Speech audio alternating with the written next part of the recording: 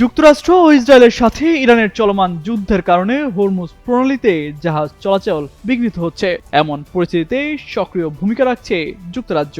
প্রণালীতে জাহাজ চলাচল সচল করতে এবার নেওয়া হয়েছে বিশেষ উদ্যোগ। এর অংশ হিসেবে 2 এপ্রিল ব্রিটিশ পররাষ্ট্রমন্ত্রী ইভেট কুপারের নেতৃত্বে 40টি দেশের একটি ভার্চুয়াল বৈঠক অনুষ্ঠিত হয়, যদিও এতে যুক্তরাষ্ট্র অনুপস্থিত ছিল।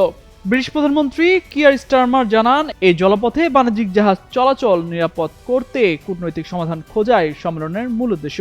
ইরানের আক্রমণাত্মক অবস্থানের কারণে প্রণালীটি কার্যত অচল হয়ে পড়ায় বিশ্ববাজারে জ্বালানি তেলের মূল্য তীব্রভাবে বেড়েছে।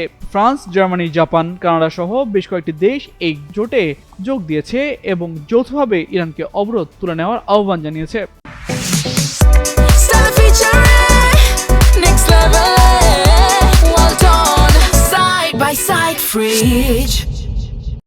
জোটে যুক্তরাষ্ট্রের না থাকাটা আন্তর্জাতিক রাজনীতিতে ব্যাপক আলোচনার সৃষ্টি করেছে। প্রেসিডেন্ট ট্রাম্প বলেছেন, এই সামুদ্রিক পথের নিরাপত্তা নিশ্চিত করা তার দেশের দায়িত্ব নয়। পাশাপাশি তিনি ইউরোপীয় মিত্রদের সমালোচনা করে ন্যাটো থেকে সরে যাওয়ার ইঙ্গিত দিয়েছেন। জোটভুক্ত দেশগুলো সামরিক পদক্ষেপের বদলে আলোচনার পথকেই অগ্রাধিকার দিচ্ছে। ফরাসি প্রেসিডেন্ট ম্যাক্রো সামরিক সমাধানকে অবাস্তব আখ্যা দিয়ে সরাসরি ইরানের সাথে কূটনৈতিক আলোচনার পক্ষে মত দেন।